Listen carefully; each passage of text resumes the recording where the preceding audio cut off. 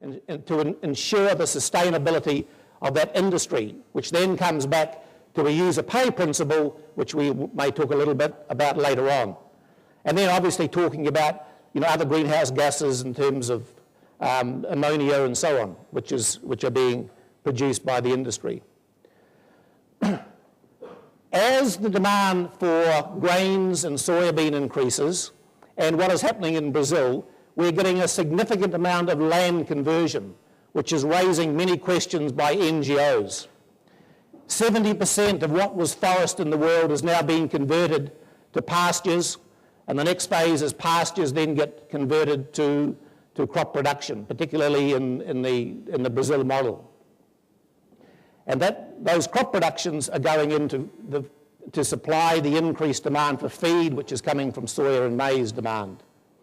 This is creating problems of biodiversity loss. Once again, the NGOs asking many questions. And the problem is, I was speaking to God last night and he told me he stopped producing land, stopped making any more land. So where is the land going to be available to produce these crops? And if you have a look here, you can see that the availability of land in United States has been taken up by everything in blue, and there's a little bit more at the top that may be converted into crop production.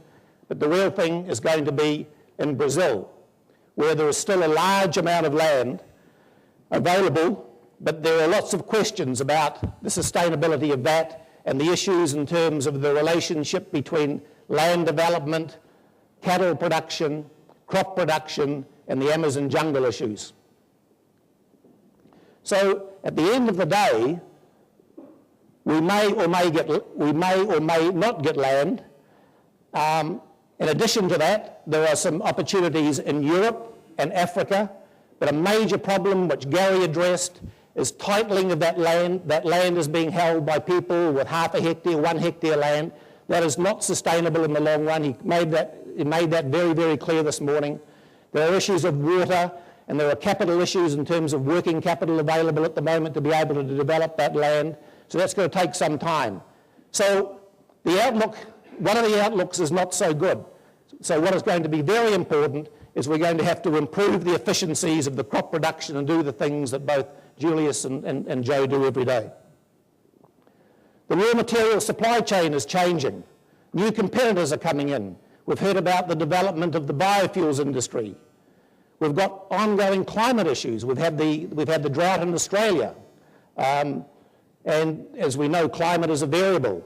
We've got other threats. One of the things I've discovered recently is apparently there's a Ugandan wheat rust, which has got the ability to wipe out 75% of a wheat crop. And there is a concern that that is going to spread regionally and could even spread internationally. There are threats in terms of the availability of water. There are threats in terms of the availability of fertilizer and others. And maybe we talk a little bit about those later. And there's also has been an increasing demand by livestock. Don't blame it all on the ethanol industry. And certainly what's going to be happening in the next few years, as I've shown, the dramatic increase in the demand of meat, if it is available and if economic development continues, is going to put real pressure on the demand for soybean and corn and the impact of that on price. And so all of this is impacting costs, and we've seen examples of the dramatic increases in the costs of production of corn, soya, which then reflect into the cost of feed and meat. I'm preaching to the converted. You've seen these over the last couple of days in terms of the increase in the oil price, the increase in maize, wheat and rice price. In another way, The Economist and IFC produced this in terms of the average price increase in the first quarter of 2008 versus the average in 1997 to 2006 in constant dollars. And what we can see is in the likes of milk, a very dramatic increase of 250% increase in price, driving the New Zealand economy particularly at the moment. Dramatic increases in rapeseed oil. And if we go and look at things of interest here, we're talking about maize and wheat, over 100% increase, and these things are known to you. Another thing impacting production and where it takes place is protection. There are lots of anomalies in terms of international trade and what one might call sort of nationalisation and the way that politicians think. And here's some examples from some OECD countries whereby the protection in Ukraine and Russia and throughout the EU generally is very significant. And this figure here represents something like in about in April and May of this year, the level of protection in the industry in Ukraine is such that if the import parity price of chicken at the farm gate was $1, the farmer in Ukraine or the producer in Ukraine is getting $1.80. And all of that is because of anomalies in terms of international trade.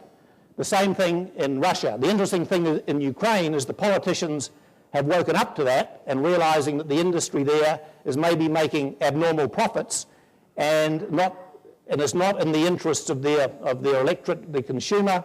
So apparently in the last few months I understand that a lot of that protection in Ukraine has reduced.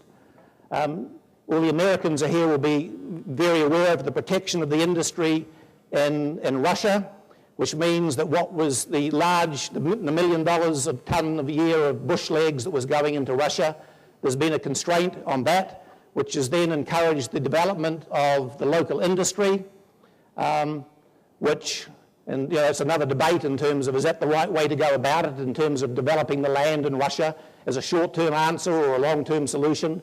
It also points out the fact that not only have we stopped the imports of chicken from the United States, well, we haven't stopped them, but we haven't increased them from the US into Russia, but there's still significant quantities of trade of soybeans still going into Russia. In this part of the world, it's sort of more open, and although there is protection on various things in terms of the inability to bring particular products in. All that does is represent the fact that a problem does exist. A lot of people are talking about water as being a scarce resource. That is mentioned, I think Gary mentioned the fact that there is enough water in the world, and there is enough water in the world. But if you happen to be a producer of pigs in Jilin province at the moment, you've probably got a water shortage. I definitely know that one of our clients in Changchun had to close down a pig processing plant simply because there was a shortage of water. So those things are very, very real sustainability issues for individual operations. At a global level, it is something else.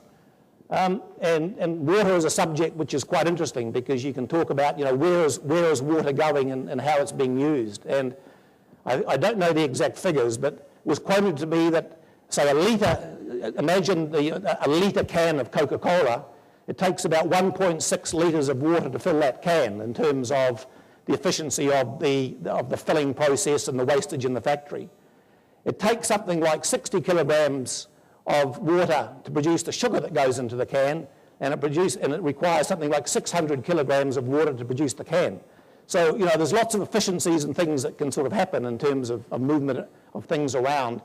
And I guess that won't happen until water is priced correctly, which is something else that Gary mentioned in the last presentation. But why it's important is that at the moment in developing countries, something like 82% of water is used by agriculture. So it is something that is very important. And why is it important? It's simply because it is essential. It cannot be replaced. And the reality is that water is not well developed throughout the globe. And unfortunately, and I apologize, I use a Macintosh system, and two slides here did not translate in terms of the table, but the numbers from this table and the next one, which didn't translate, are in the hard copy that is in your folder there. But very simplistically, if you live in Latin America, there's something like 26,000 cubic meters of water per person. In Africa, it's something like 4,600 cubic meters of water per person. And in Asia, where 26% of the water is, it's only 3,000 cubic meters of water per person. And a lot of that is not biased by Indonesia, which I'll show later, but by the water availability in India, which you're very aware of, and in lots of China. So what happens in reality is that